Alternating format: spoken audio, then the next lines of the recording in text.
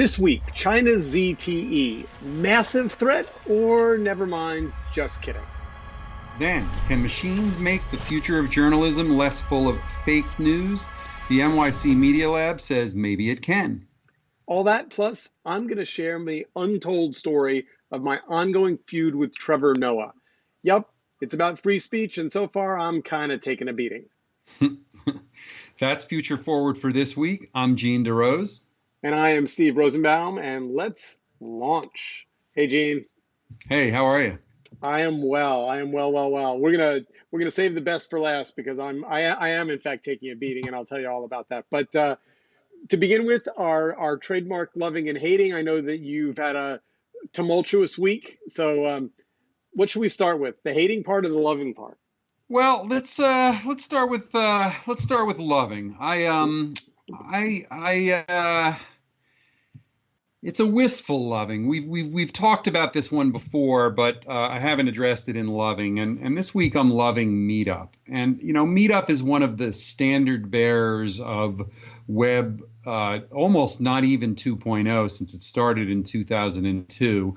But if this is an episode about internet values, which I think it's going to kind of shape up to be, Meetup is the company that was all values, but maybe at the expense of a business, which is to say they have been conscientious objectors to the kinds of things that you have to do to really make some money from the man. Now, let's just be clear. Meetup is a wondrous invention of Scott Heiferman that helped you use the internet and networking to get together in real life. And so user groups all over the place could self-organize, and they had clean, wonderful software for doing that. You and I are standard bearers at an old, very famous meetup, the Tech Meetup, that in New York City launched 1,000 startups. Actually, two of my startups launched at the Tech Meetup, and that's an amazing thing. This spring finally closed the acquisition of Meetup by WeWork. They just weren't able to quite make it. Nobody seems to know whether it's a couple $100 million or a $30 million acquisition, but there seems to be some interesting synergies. And I love Scott Heiferman, and I believe that he's probably doing it to try to find a good home. But it's just one of those things that the internet needs more of, and it's, I don't know. I assume you love Meetup as well. And I ran the New York Video Meetup for almost 6 years. It was a great experience, and I kind of miss it. So, yes, much love to Meetup. Much love. Okay. And now we hate. Now we hate. This one's hard to even pin down because it's such an octopus-like amorphous hate. But what I'm going to say is I hate iCloud. And the reason is, I mean, I'm an Apple and a Mac person and an iOS person, and the elegance of the products and the way they all fit together, I'm not even close to saying I would go to the other Android side or anything else. But that being said, if one has legacy products, as I do, and we'll show you a few screens with some of my private information blotched off, a lot of things have switched. If you have two-factor authentication, suddenly all your devices pop up at once. And, if you're not holding on to the iPad because it's at home or in your office, it's hardly able to kind of log on to your Apple ID. In the meantime, for reasons that might be political or business related, iCloud sort of doesn't exist anymore at iOS. It's now files, a very amorphous kind of thing. And honestly, since they changed iTunes so that you don't necessarily manage your apps from your desktop, it's really become, I consider myself a pretty sophisticated user of tech products, and I am lost most of the time. And it really, I think Steve Jobs would not be permitting this kind of thing because it's real hairy chaos, and it drives my family crazy. Yeah, I'm just going to agree with you there. But wait, my iPad in my bedroom is ringing. I got to go. Yeah, exactly. Well, you and I were just trying to share a file, and if anyone, it seems at first a wonderful thing to be able to have, iMessage on your computer, but if all of a sudden FaceTime rings on 9 devices at once, and even after you pick up, it's still ringing, man, there's a lot of syncing that needs to be done. So that's hating. Work on it, Apple. Okay, on to chapter one. And I want to just get to this right up front. What Yep. side of the ZTE thing are you on? Do you have a side? I actually think this one is very hard to pin down. I guess I do have a side. My side is where Congress ended up on this, which is really putting aside, the little pissing wars. It's about the need to have standardized rules and approaches, and that random intercessions to save a company, or like, these are dangerous things that have to be avoided. We need to probably update people on what the story even is to understand. Trump attempted to intercede to bizarrely save a Chinese company that is one of the big hardware and smartphone makers that sell cheap products, but had gotten in a lot of trouble in the U.S. And theoretically, the company was about to fold. And after a one-on-one president to premier talk, apparently Trump was trying to save 70,000 ZTE jobs in China. But the thing that Is was that so about strange right? was that the U.S. government was uncharacteristically firm about how dangerous they were, the damages they were causing, the risks of ZTE being in U.S. technology. I mean, it was like it was so ferociously anti this company, Yeah, and no, and there's Wilbur no Ross, the doddering, head of commerce, was like passionately anti ZTE, and then Trump was like, yeah, never mind. right, exactly. And look, the issue that is the gray area that gets conflated and conflated and conflated is the degree to which Chinese ownership, government ownership of a company like ZTE is part of the intrigue of security issues, potential spying, potential other kinds of things. Now, I want to make sure to make a point. ZTE is one of the companies that has pioneered really low cost, low power smartphones. And that's where it's kind of a shame, because we have a big divide here. And it's ironic that from China comes, I looked it up, it's 10, 15% of the smartphone market in the US, although sliding fast because this trauma of theirs has gone on for a year. So I mean, do we think it's a misunderstanding of the technology issues, or do we think it's just politics? Well, I think there's four things going on. Yeah, I think the answer is both to your answer, but I think there's commerce and trade issues. This is a crazy pawn in the China U.S. embargoes and trade issues that we've heard about that involve things like farming and metals and fuels and energy. So it's a commerce and trade issue, one. It's a kind of a tech ecosystem issue. This is about something that, you can't just kind of go in and just change the rule for that one player, because there's a lot of dynamics in the marketplace that get all screwed up. The third thing is, I said before, I just think standards. You just can't. And then the fourth is security. It's a security issue. So I think in reality, the bookends are trade and security, which almost have nothing to do with each other in this political argument, are just kind of like being bandied about here.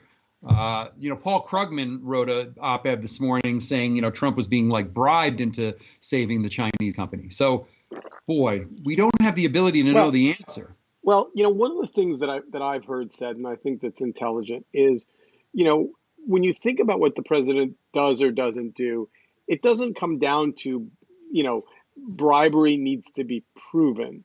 Historically, there has been pressure in Washington for politicians to avoid even the look of impropriety, even the possibility of impropriety. Right, So the right. fact that there's within 48 hours a deal to save ZTE and a $500 million, I think that's the right number, check from the Chinese government to a Trump family real estate, effort seems like that should on its face be like, wait, either one of those things might not be illegitimate, but when you bump them up against each other, they sure look fishy. It's absolutely insane. And let's not forget, even if there was no bribery or personal issues, the United States president does not have the power to change those rules in a summary way. He can propose legislation. He can get his commerce secretary to move a few chess pieces around. But we're in a different era. And the thing that I hate about this is that it almost feels like another normalized, scary precedent that we're almost laughing about more than seeing for how absolutely insane it is. So even if there were merits to helping save ZTE, I'm completely against, and it should be rejected and rewound through the right processes. All right, so that will be our little our moment of Trump Zen or lack thereof for the week. Yeah. So let's move on to machines and media. So this is a conference this is the second year. It is run by the NYC Media Lab. It was at Bloomberg this week. Right. And I have to say, I went with no preconceived notions about the relative goodness or badness of machines and their impact, particularly on journalism. They say media, but really the real subset of the thing was talking about journalism. And I came away thinking that, if you and I had agreed we were going to debate the positives and negatives of journalism and artificial intelligence and machine learning, I could have taken either side. Because either side had good, there was a good side and a bad side. In the sense that the technology offers incredible opportunities, but the threats are the dangers are out there. It's like we've built a machine that you put in on the other side of the wall in your apartment that makes so much damn noise that the fact that what the machine is doing is making silencing pads seems like a good thing. Like machines are making so much media, they're amplifying so much in Twitter, so much on YouTube. The volumes are so incredible that we need machines to sort them and silence them, because otherwise we're going to go insane. Yeah. No, I think that makes sense. And I think that we're at a period where for the first time the technologies and the horsepower to do really rich beginning of AI kinds of things are being matched by what is necessary, which is a vast volume of data for it to kind of do stuff with. And we're only at the beginning of that. And so I feel like that's part of what's exciting, but I don't believe any of the tools are at any level of sophistication. And so it kind of feels a little crazy and, ramshackle, what we actually see. And the downside, right, of massively unmediated by people anymore you know, it's a wild ride. So, here's the thing. If you want to have a benchmark of how fast computers are managing data in a different way, think about voice processing. That's And right. I mean that in two ways. I've used over the years a number of different solutions to do machine voice to text translation. Yep. And it's been mostly terrible. Yep. Almost like 80% valuable, 85% valuable, 90% valuable, but there's some little sliver in there that so misses a word and therefore upends the meaning that you really can't use it for transcription. Yeah. Well, Yeah. Case in point, if you took the transcript on YouTube of this show, which we've looked at a few times, it's just wrong enough that you basically have to spend 3 hours going through it in order to turn it into something coherent. And that's YouTube, and so we're not at a state yet, except in the back office and when there's a lot of money behind it, where this stuff can be good. But maybe you're seeing some light when you show up at a show like that. I just started using a platform called Temi, Temi. Mm-hmm. It does voice to text translation. in virtually real time. You upload a file or give it a YouTube link, and it comes back to you with the transcript in 4 minutes, 5 minutes.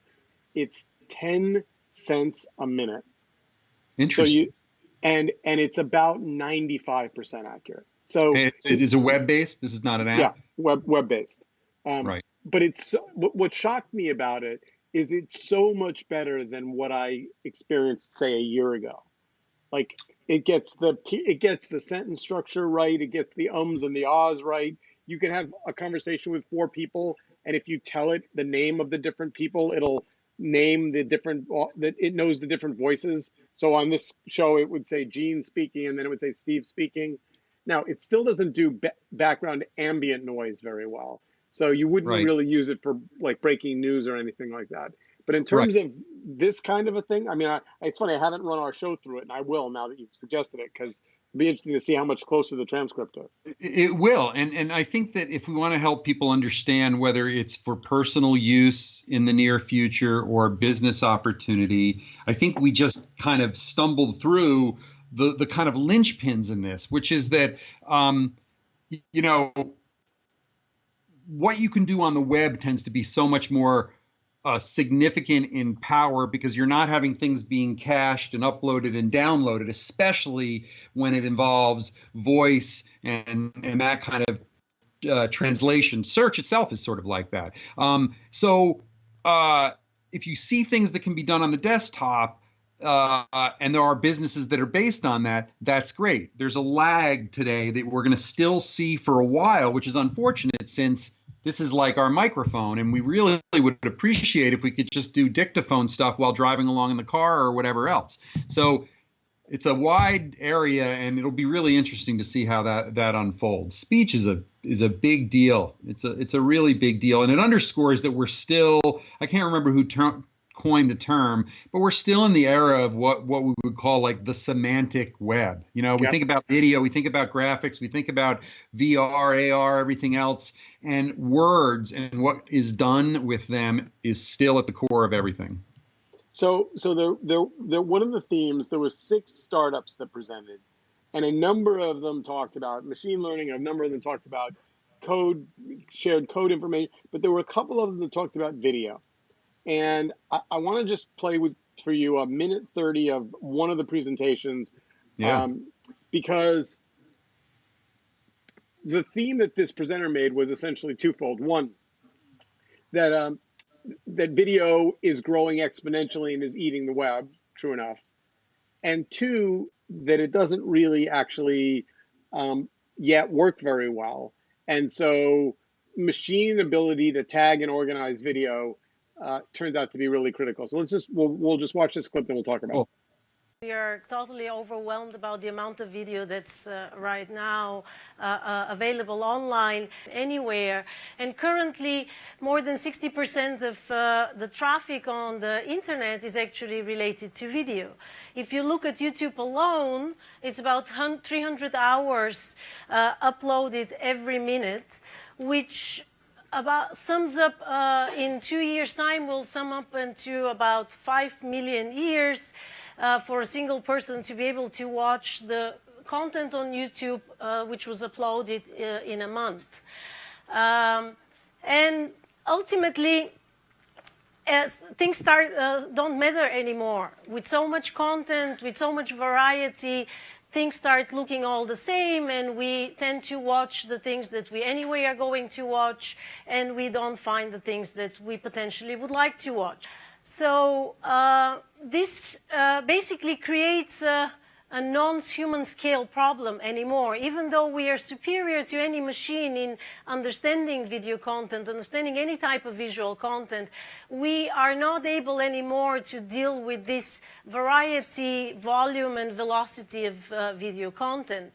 So we created micro moments. We process videos in order to identify interesting hotspots in the videos, which can be converted then into actionable micro moments, depending whether you want to buy something, whether you want to learn something, or whether you want to just entertain yourself and watch something. And ultimately bundle everything up into what we call video snacks, personalized video snacks, at the granularity where people can actually do pay attention to the content that is presented to them. So, I've wanted to see machine learning get video right, and it seemed to me like we were starting to see machine ability to organize video at scale really begin to work here. So that was exciting. And by that, just so to understand, the simple early fantasy there is to be able to sort, organize, find the right stuff for you, not just have it feel like that mad jungle that YouTube feels like. Is it about the organization and presentation? What is it that gets done that makes it better? So the company is called Tagosaurus, and basically it's a human-assisted computing platform that's designed to teach computers the content of pictures or video and how that content relates to the rest of the web. Yep. So, if you're trying to understand something, the problem with search as it works on video right now is essentially what you're searching on are human written headlines or human assigned tags. Right. In balkanized areas like video or photos or web pages, not mushing them together, which is what you'd want if you want to learn about something. So, again, as you know, and our listeners know, I'm an unfailing optimist. So I've always believed that video had this incredible power to teach and illustrate. Yep. And so as the web gets more worried about safety and quality, there's the temptation to go back to authorized sources and big media companies. And, I love the idea that something like Tagosaurus could say, oh, you're interested in learning more about that. Well, we can find some video from you that isn't necessarily the video you would find by searching Associated Press or AP. I think that's dead on, which is to say, and my thing is the and of the internet, which is, we need to push more powerfully but meaningfully in the direction of better use and acknowledgement of the exalted sources and better long tail access to the things that you wouldn't otherwise find. And so if this can help do that in a real neat way, that's impressive. Some of it comes back, as a lot of our journalism talks in the last 6 months have been, from my point of view, to proper attribution and giving the user the ability to know where the hell it's coming from. All right, so now I'm going to tell you my sob story. But first of all, Gene, I have to ask you this question. Like, have you ever put up anything on YouTube and gotten a copyright strike? No. So, I'm a big boy, and I have gotten 3 copyright strikes in the last 2 weeks, all from things that are so, in my mind anyway. Well, here, let me jump to the one that is relevant for this conversation, and we'll talk about the Trevor Noah thing. So, so here's how it happened. I get invited to the YouTube upfronts, the new fronts, which they call the Brandcast. For sure. So I've got a press badge on, and the woman who runs press, invited me. I've gone, this is, I think, my 5th or 6th year. And I'm sitting in the front row, and I took some pictures, and I had my good Sony camera with me. And part of what I was thinking, as you're at an event covering it, you're thinking about, are there themes developing? In my head, I'm sketching what the article is going to be. And I realized that a year ago, the YouTube Brandcast was very political. It was very on the streets, kind of raw. And this year, that had been toned way down. It was essentially much more about music and makeup, and much less about empowering people to fight the power. Right. So then they introduced Trevor Noah. And he comes out and tells this great story about how Jon Stewart found him through YouTube. That's how his career was started. He was discovered through YouTube. And I'm like, really great. And then he says, you know, people ask me all the time, is there anything that Donald Trump has done that's good? And he launches into this about a minute, 30-second, very funny Trevor Noah's talk about Trump and Trumpism. Right. And I have the camera in my hand and I flip it from stills to video and I record it. Fine. I get back to my office. I'm figuring out what I'm going to write. I've got some pictures. I've got Ariana Grande. I've got blah, blah, blah, blah, blah, blah. And I'm like, oh, yeah, I should do something with Trevor Noah. So I realize I have that video and I think, well, that's what I'll do. I'll make the story about this video. So I take the video. I mean, so it's not, I mean, the whole story is significantly longer, but Trevor Noah is in the middle of it. And I upload the video to YouTube because it was a YouTube event and I'm reporting on it for YouTube and fine. So I publish the story, has the clip in the middle of the story. I go to sleep. I wake up the next morning and I've got an email from YouTube and I have a takedown notice. It says at @4trevornoah@gmail.com has claimed copyright to this video and they've taken it down. So I literally laugh out loud. Like I think that's funny because it's Kafka-esque. It's unbelievable. The ironies are crazy because if you even look back, I believe Viacom which owns Comedy Central, was at the center of the lawsuits over time with YouTube in the first place. You've got Trevor Noah, whose long tail, let us see anything access is the one that's taken down. And then you've got basically bots, that are deciding these things instead of people. And, look, I think this is so funny because this comes full circle back to like the point about, Meetup, a company that's all values and no sort of bruising, merciless tech in humanity. Most of these companies are all merciless bruising in humanity because that's the way they have to operate it. We're in a premature rush to massively unmediated experiences where bots are doing everything, right? At some point, YouTube might shut itself down accidentally. Well, okay, so the story gets weirder from here. So I email the PR woman who I didn't realize you hadn't told the rest of that. Yeah. Oh no. I emailed the woman who invited me. And she says, let me look into it. And she comes back and says, have you filed a dispute? And I'm like, no, I don't want to. I've got an article with a big hole in the middle of it that says this video has been taken down by Trevor Noah. She says, well, file it. She said, I've talked to the copyright people here at YouTube. You should file a dispute. Oh. So now you're in the copyright. So YouTube's really careful. They don't want to be on either side. They want to like have the people. So I file a dispute and I say, hey, person who claims to be Trevor Noah, because I don't know who Trevor you. It's yeah. So I file a dispute and I say, I'm a journalist. This is fair use. I was invited by YouTube. YouTube wants me to put this video up. And by the way, you're not saying anything any different than you say all over every time you speak in public. Fine. It says in the takedown notice that it was discovered manually, so it wasn't a bot. It was discovered, but then reported, and some rule just got switched on. So I'm expecting like 30 seconds, an email back from someone in Trevor Noah land saying, sorry, of course we want that video up. Never mind, we've revoked a copyright strike. Go with God. Promote our talent. Doesn't happen. No response from Trevor Noah. No response from YouTube.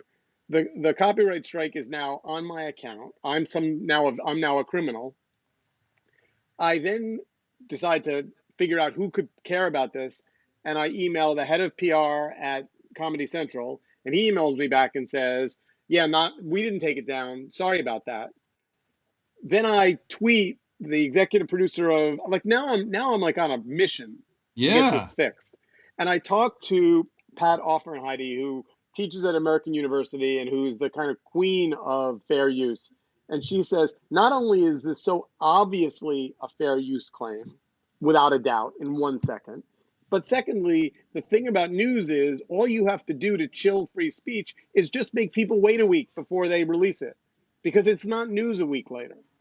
Well, that's the problem. Exactly. And that ruins it all. So you don't think there's any chance that I didn't think about this at all. Is there a fear? Are these people, some of these people speaking out of both sides of their mouths where they have to be very careful not to even allow one precedent that would, I mean, it's, if YouTube allows it, even if Comedy Central doesn't mind it because Trevor Noah is working for him under, is there that, or is it just a nonsense bureaucratic Borg that's just lost here? So I really don't know. I mean, yeah. I thought I made enough fuss that someone would at least pay attention to it and say, wait, either we defend, we believe. So here's the question. If a comedian performs in public, is that copyrighted material?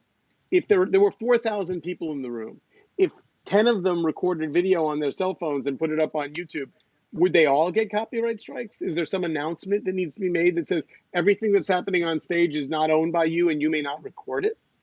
Well, I think there's fair use, and fair use hasn't been 100% defined in every situation, especially in digital, but there are the sort of excerpt kinds of things. And then beyond that, if somebody doesn't try to take it down or claim you can't do this, I would suppose a comedian would have the right, if you posted his entire monologue, from somewhere, to ask you to take it down. But why would they do that? Because in this world, it's not the content, it's the name that you want to get out. So these are complicating issues. And also probably he signed a release with YouTube before he walked on their stage, so they had the right to use it. Well, I find one of the biggest ironies is that I'm one of the people that loves iBooks because I often can read 70 pages of a book before deciding whether or not I want to buy it or not. It's fair use is a very funky thing, but I would still go back to this craziness that Steve can't get in a conversation with effectively with Trevor, YouTube, and Comedy Central to just understand. Do you all agree that we want this to be up? Then let's make it happen. Because if Donald Trump can make the ZTE thing happen really quickly, shouldn't it be like that? Now there's even a worse piece. So it says on the YouTube site, if the claimant, Trevor Noah, doesn't within 10 days show proof of filing suit, then his claim is denied and I get my video back. So 10 days was the 18th. Presumably he filed nothing. There's been no response. It's now the 20th. The video is still down. So the automated system that YouTube's built that should at least go, hey, no harm, no foul, 10 days without the video, no big deal. Steve, you get your video back. In fact, either he's suing me and I don't know it yet, which is possible. But extremely unlikely. Extremely unlikely, but I'd almost wish that were like, if he wants to believe that journalists should not be able to cover him in public, then bring it on.